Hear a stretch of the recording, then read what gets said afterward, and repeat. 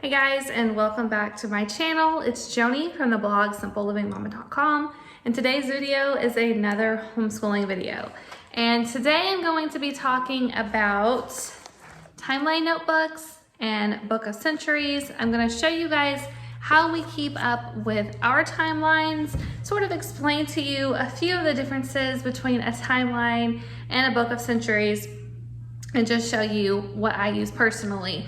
Because I noticed that quite a few of you who have visited my blog have in particular purchased this homeschool history book of centuries, a portable timeline, and it says down here for Charlotte Mason and classical education students. I've noticed that several of my blog readers have purchased this from Amazon through my link, and I really do love this book, and I wanted to do a video on it to show you guys in case you might be interested in getting this book for your students as well. And I also wanted to talk about timeline notebooks because we have both.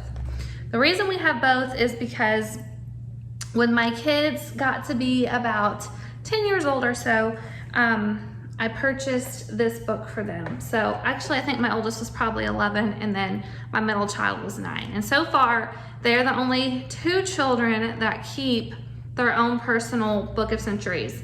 I purchased that for them, and then last school year, the kids took a timeline class with another group of homeschoolers, and they did timeline notebooks in that class. So I'll kind of show you the differences, how they kept their timeline notebooks versus how we keep our book of centuries, and kind of like how they're interchangeable, why they're useful, and all of that information. So we're gonna go back to the beginning of when we started keeping a timeline in particular. So most of you probably already know we use My Father's World as our main curriculum. My Father's World comes with neat little timeline pieces that you can cut out and glue on a timeline up on your wall, or a timeline in a notebook, or a book of centuries like this.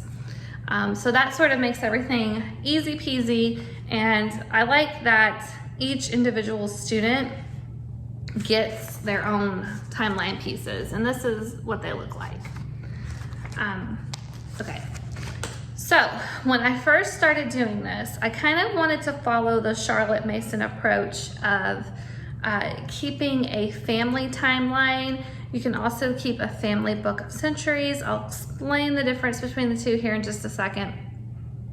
But we did it together. I had a timeline, I printed it off, put it up on the wall, and then as we went through the curriculum, we put all of our timeline pieces up on the wall, and we kept it together that way. Of course, with all of our moves and everything that we've done, it got beat up, and it wasn't something that we got to keep because it got destroyed pretty much. So then when my kids started My Father's World, Creation to the Greeks, I purchased the Book of Centuries for them to keep their own sort of like timeline. Now the difference between a Book of Centuries and a timeline is that a Book of Centuries is just like it says it is, and it has for each 2-page spread 1 century. So here we start at the very beginning. We have, well, this one runs a little bit different, but dawn of time to 3000 BC, because that is when we started actually putting things down as far as written history goes. And then you have the centuries. We have 3000 BC to 2900 BC. And it keeps going down, of course, until you get to AD, and then it starts going back up. So 1000 to 1100 AD, and so on and so forth. And you know, each little block represents 10 years. So I sort of tell the kids when they're filling in their book of centuries to, okay, this says 1000 AD, so you're gonna put it right here at the beginning of the timeline. And I like that this one labels each period. So we have the ancients labeled right here for ancient history. And then once we get to, let's see, classical times, that's labeled. And then we get down to the Middle Ages, and that's labeled. So the kids also have an idea when they're filling in Renaissance and Reformation, when they're filling in their timeline notebook, what time period that is in the great big span of things. Timelines do not necessarily have to line up with a totally even spaced 100-year block or whatever. You know, they don't have to go century by century. They can go century by century, but they don't have to. Let me show you. This is my kids' timeline notebook, and it's pretty simple in the fact that it is just a spread like this with a line on top and a line on bottom, and then they get to fill in whatever it is that they're studying and draw in their little pictures. When was Jesus born? And like I said, it's not as evenly spaced as, say, the Book of Centuries is. And that's okay.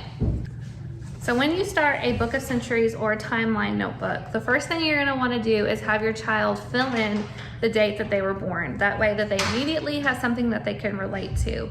And then after they do that, you can also add in other important dates for your family, such as parents' birthdays, siblings' birthdays, or even, you know, when mom and dad got married and all of that stuff. So immediately they have a reference that they understand, and they understand where it is in time, okay? And then once you start studying things, and whatever it is that you're studying, especially when you're keeping your Book of Centuries, you're going to want to put that down in the appropriate spot. And the really interesting thing about keeping a Book of Centuries in particular is that they will suddenly start making connections. So when they put down Galileo, if we're studying Galileo or whatever, and they see that something else happened during the same time period as Galileo, they will make that connection that, hey, Galileo was alive at the same time as this other person. And they immediately just start to see how history is connected throughout the time, and that not every single event is a totally separate event. You know, it all connects somehow.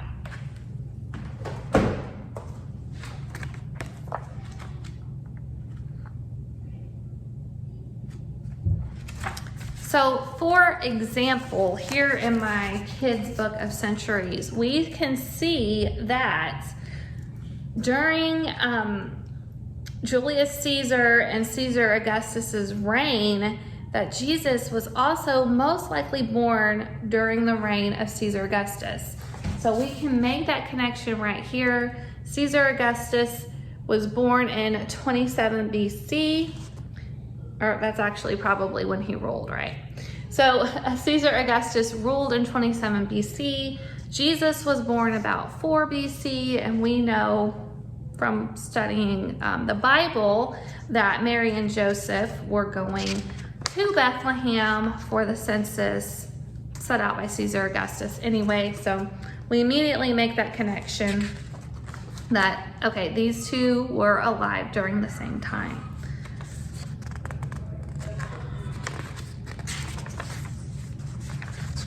So I would also say whenever you're studying an artist or a poet or a composer, whoever it may be, that you add those to your timeline notebooks as well. If your kids are reading something on their own independently, get them into the habit of adding whatever it is that they're learning about to their timeline notebooks or their Book of Centuries. The thing about the Book of Centuries is you want them to make it their own. Of course, we have ours filled in with timeline pieces from our curriculum. We have, let's see, all these different composers in here and all these different things going on in here. But also definitely make sure you take the time to add these different things that they're learning about, maybe outside of the curriculum, to the Book of Centuries. It needs to become something that they'll treasure forever, and it becomes an amazing reference tool. So that is what I have to say about timelines and Book of Centuries. They're amazing for homeschools.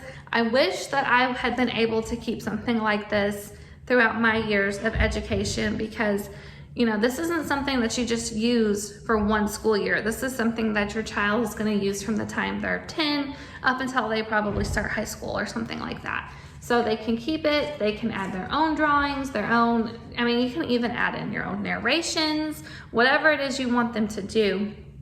And then they can definitely make those connections and have a greater understanding of history and of our world and why things are the way they are today and everything else. I think it's a great educational tool. If you guys want to, I will have the link below for this timeline or book of centuries. This is easy, it's compact, it's portable, and you don't need to add anything to it, and it works just as fine.